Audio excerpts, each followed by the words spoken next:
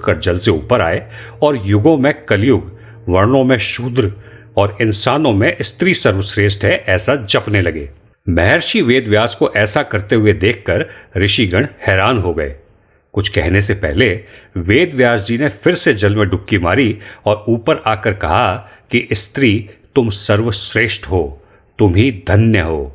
यह सुनकर सभी ऋषिगण एक दूसरे की ओर आश्चर्य से देखने लगे। आपको यहां यह जानने को मिलेगा कि महर्षि वेदव्यास ने कलयुग को सबसे सर्वश्रेष्ठ बताया, क्योंकि उन्होंने ये देखा कि कलयुग में नारी शक्ति की महत्वपूर्ण भूमिका होगी और स्त्री को सम्मान देने की आवश्यकता होगी। स्त्रियां ही साधु है और उनसे धन्य कोई नहीं।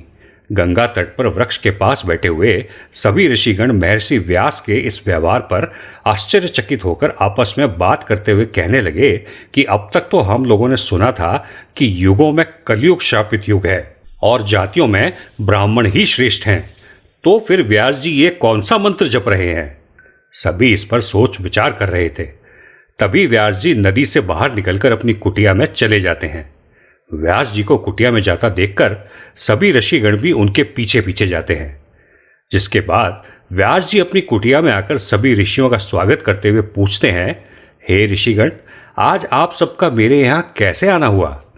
जिस पर ऋषियों ने कहा, महर्षि, हम आपके पास एक समस्या के समाधान के लिए आए थे, लेकिन यहाँ आप नदी में डुबकी लगाते समय जिस मंत्र का जाप कर रहे थे, उस मंत्र ने हम सभी को आश्चर्य में डाल दिया है कि आखिर कलयुग सभी युगों में श्रेष्ठ कैसे हुआ। कृपया करके आप इसका उत्तर दें। ऋषियों की बात सुनकर व्यास जी ने कहा, हे ऋषिगण, इसमें आश्चर्य की क्या बात है? मैंने जो भी कहा है वो एकदम सत्य कहा है।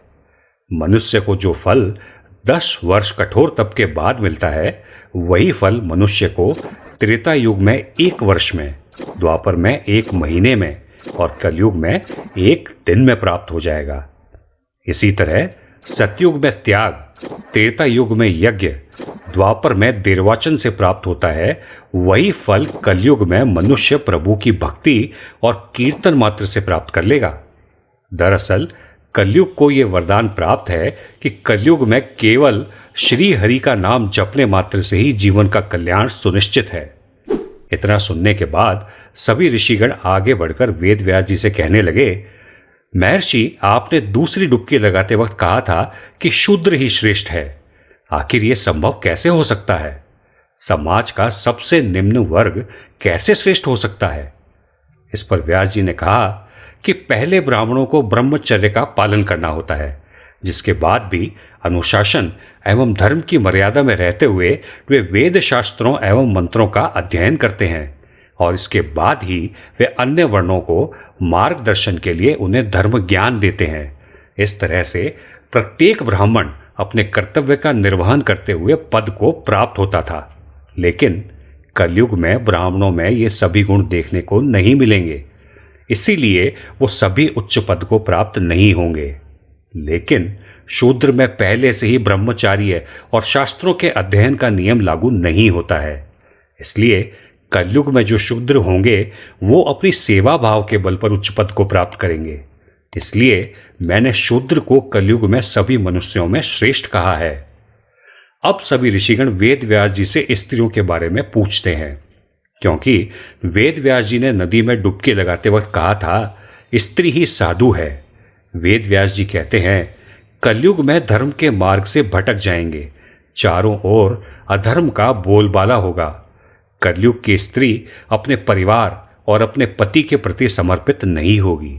जो स्त्री अपने मन, वचन और कर्म से अपने सेवा भाव के जरिए अपने परिवार और अपने पति के प्रति समर्पित होगी, उसे परम पद की प्राप्ति होगी। और यहां मैंने उस स्त्री को साधु के समान कर्म करने वाला कहा है। दोस्तों, कथा के अनुसार महर्षि वेदव्यास जी यही नहीं रुके। वो आगे कहते हैं, जो पुरुष कलयुग में अपने गुण रूपी जल से अपने समस्त दोषों को धो डालेगा, वो पुरुष कलयुग में श्रेष्ठ पुरुष कहलाएगा।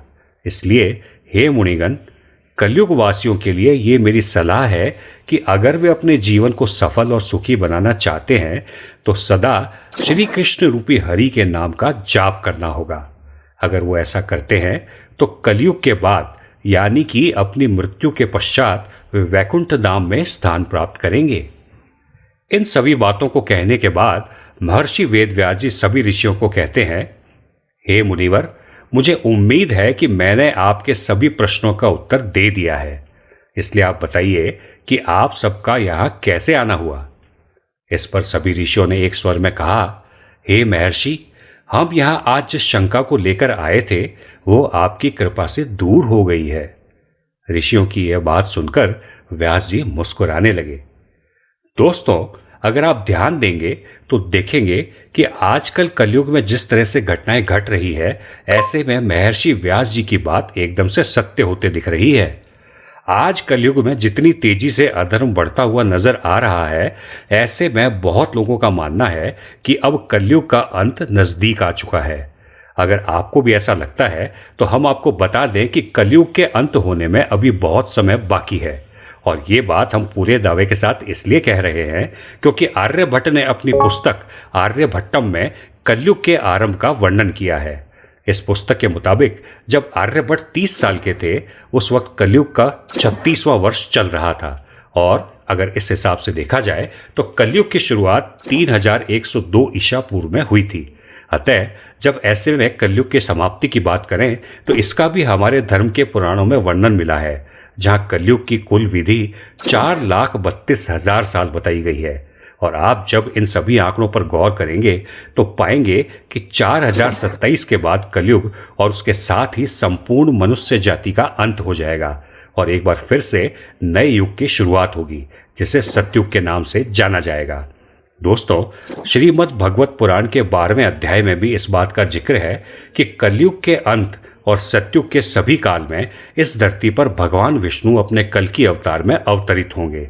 इस काल में वे धरती से पापियों का संहार कर देंगे, जिसके बाद धरती पर भयंकर प्रलय आएगा, और ये प्रलय ही धरती पर से संपूर्ण मनुष्य जाति का अंत कर देगा।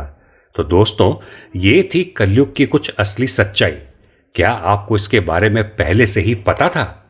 अपना जवाब हमें कमेंट्स में जरूर बताएं।